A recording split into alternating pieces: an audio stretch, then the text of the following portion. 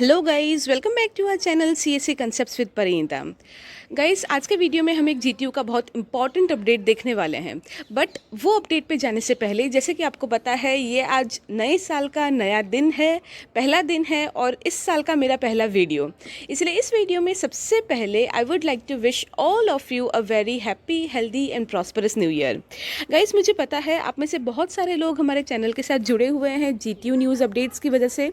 उसके अलावा आप में से बहुत सारे स्टूडेंट्स जो कंप्यूटर या आईटी फील्ड के हैं, वो लोग हमसे जुड़े हुए हैं। हमारा जो प्लेलिस्ट है, मैंने बहुत सारे जो ट्यूटोरियल्स बनाए हैं, आप लोग बहुत सारे सब्जेक्ट्स मेरे उन ट्यूटोरियल्स में से पढ़ते हैं, मुझे पता है।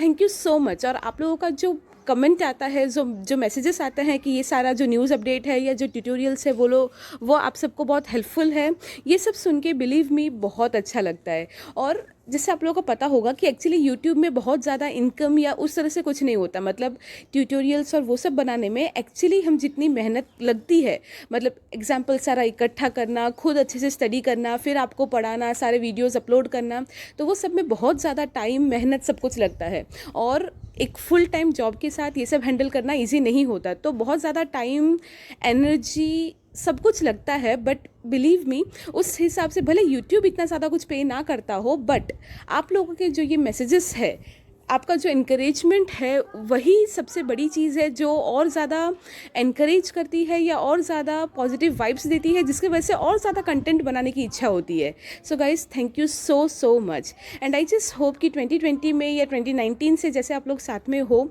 2021 में भी आप उसी तरह से साथ में रहेंगे, सपोर्ट करेंगे।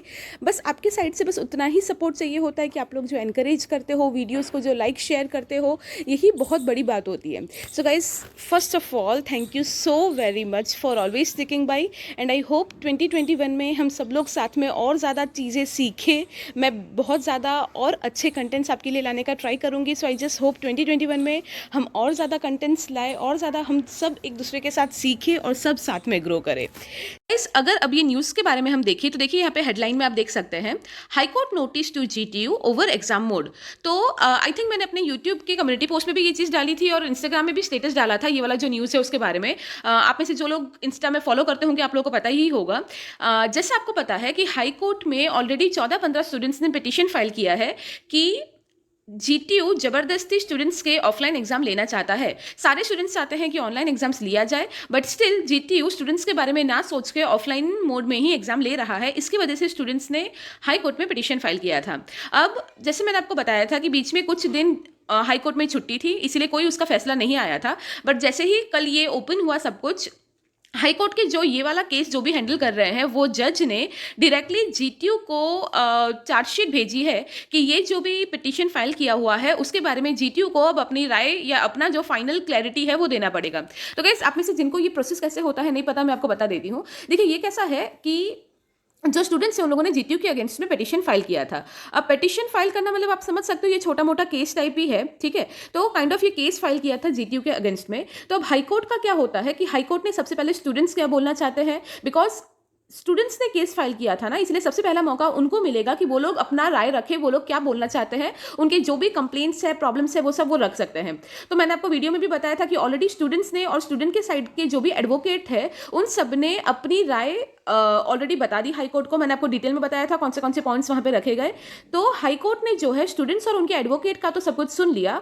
अब वो सब सुनने के बाद उसके हिसाब से पॉइंट्स बनाए गए, और वो पॉइंट्स पे अब हाईकोर्ट चाहता है कि जीटीयू अपना जवाब दे, बिकॉज हाईकोर्ट को दोनों पक्ष का सुनना पड़ता है। तो अब हाईकोर्ट ने जीटीयू की क्लैरिटी मांगी है वो सारे पॉइंट्स के ऊपर। मतलब स्टूडेंट्स जो अपना प्रॉब्लम बता रहे हैं, स्टूडेंट्स के एडवोकेट ने जो जो पॉइंट्स उठाए हैं, वो सारे पॉइंट्स पे जीटीयू का क्या कहना है और जीटीयू अपनी सफाई में क्या कहना चाहती है, वो अब जीटीयू को बताना पड़ेगा। और इसका लास्ट डेट जो जज है ये केस के, उन्होंने दिया है 6 जनवरी। तो गाइस, तो भी ये अच्छी बात है, बिकॉज देखिए, कुछ स्टूडेंट्स के जिनके आज से एग्जाम स्टार्ट हो गए, उनको मैंने ऑलरेडी बोला था कि आप लोग इसी का वेट मत कीजिए। अब आपके एग्जाम्स का तो हम लोग कुछ नहीं कर सकते। सो अगेन, आज से जिनके एग्जाम स्टार्ट हुए हैं, I wish all of you all the best कि आपके सारे एग्जाम्स अच्छे जाए। बट अब जो है ये वाला जो डिसीजन जीटीयू को 6 जनवरी तक देना पड़ेगा। तो हो सकता है 6 जनवरी को जब जीटीयू अपना डिसीजन दे, उसके बाद 2-1 दिन के अंदर ही फाइनल जो रिजल्ट है या जो भी फैसला है वो आ जाए। तो एटलीस्ट 15 जनवरी से जिन स्टूडेंट्स के एग्जाम्स है, उनको क्लैरिटी मिल जाए कि उनके एग्जाम्स में एग्जैक्टली क्या क्या होने वाला है, कैसे होने वाला है। तो ये एक सबसे बड़ा इंपॉर्टेंट न्यूज़ है। तो देखिए, यहाँ पे Times of India, as we all know, one of the most trusted newspaper, उसमें क्या चीज़ें आई हैं। The Gujarat High Court on Thursday issued notice to GTU over a petition filed by students seeking directions to the university to hold semester exams online. तो जैसे मैंने बताया कि कल ही मैंने शेयर किया था, तो कल ही गुजरात हाई कोर्ट के जो जज है उन्होंने नोटिस भेजा है जीटीयू को उस पिटिशन के बारे में और बोला है कि 6 जनवरी के अंदर अंदर जीटीयू को अपनी राय कोर्ट को बता देनी पड़ेगी. GTU has decided not to take, फिर यहाँ पे जो है पूरा समअप करके वही न्यूज़ बताया है कि जीटीयू क्यों स्ट्रांगली चाहता है कि उसको ऑनलाइन एग्जाम नहीं लेना और ऑफलाइन एग्जाम ही लेना है. उसका रीजन जीटीयू क्या बता रहा है, देखिए. The university decided not to held the test online for the semester exam because the university cited format restrictions in online examination and it can test students only through OMR which is not adequate for engineering students. देखिए guys, मैंने जैसे आपको बताया था ये mainly engineering students के ऊपर ही ये जो केस फाइल होना या जो भी है ये सब कुछ चल रहा है, बिकॉज मेनली जो पिटिशन फाइल किया था वो इंजीनियरिंग के स्टूडेंट्स ने ही किया था. इसलिए उसके जवाब में जीटीयू ये चीज़ बोल रहा है कि इंजीनियरिंग के जैसे सब्जेक्ट्स होते हैं या जिस तरह से उनका पेपर निकलता है वो ऑनलाइन लेना पॉसिबल नहीं है. बिकॉज ऑनलाइन एग्जाम अगर हम लेते हैं तो हमको OMR शीट मतलब MCQ टाइप एग्जाम लेना पड़ता है और इंजीनियरिंग के इस तरह से सब्जेक्ट्स होते हैं या इस तरह से क्वेश्चंस पूछने पड़ते हैं जो MCQs में पूछना पॉसिबल नहीं है. तो अभी जीटीयू जो है ये सबसे बड़ा आप बोलो रीज़न दे रही है या एक्सक्यूज़ दे रही है जो भी है कि स्टूडेंट्स के एग्जाम स्पेशली इंजीनियरिंग के हम लोग ऑनलाइन नहीं ले सकते बिकॉज वहाँ पे फॉर्मेट प्रॉब्लम होता है. ये जीटीयू ने एक बड़ा पॉइंट यहाँ पे रखा है. उसके अलावा देखिए, the university's decision led some students to approach the high court complaining that the students stubborn attitude university's stubborn attitude would unnecessarily put students at risk infection. तो ये ओवरऑल जो भी है वो मैं आपको बता दूं तो जीटीयू ने अपनी साइड से सबसे बड़ा रीज़न ये दिया है कि उनको फॉर्मेट प्रॉब्लम है कि इतने सारे स्टूडेंट्स का. देखिए पहले जीटीयू ये चीज़ बोल रहा था कि टेक्निकल इश्यूज आ सकते हैं, बट ये जैसे ही जीटीयू ने बोला तो बहुत सारे एडवोकेट्स या बहुत सारे जो हायर अथॉरिटीज़ के लोग हैं उन्होंने इस पॉइंट को इस तरह से काउंटर किया कि आप जीटीयू हो, राइट. जीटीयू का फुल फॉर्म है गुजरात टेक्नोलॉजिकल यूनिवर्सिटी. तो एक टेक्नोलॉजिकल यूनिवर्सिटी होते हुए भी आप ऐसा कैसे बोल सकते हो कि ऑनलाइन एग्जाम टेक्निकल इश्यूज की वजह से आप नहीं ले सकते. तो इस पॉइंट पे बहुत सारे लोगों ने इस तरह से अगेंस्ट किया था. इसीलिए जीटीयू ने अपना स्टेटमेंट बदल के अभी जीटीयू ये स्टेटमेंट दे रहा है कि फॉर्मेट प्रॉब्लम की वजह से कि हम लोग MCQ मोड में इंजीनियरिंग स्टूडेंट्स का एग्जाम नहीं ले सकते, इसीलिए फॉर्मेट प्रॉब्लम की वजह से हम ऑफलाइन एग्जाम ही लेना चाहते हैं बिकॉज ऑफलाइन एग्जाम में हम डिस्क्रिप्टिव एग्जाम ले सकते हैं. तो अभी जीटीयू ये रीज़न दे रही है.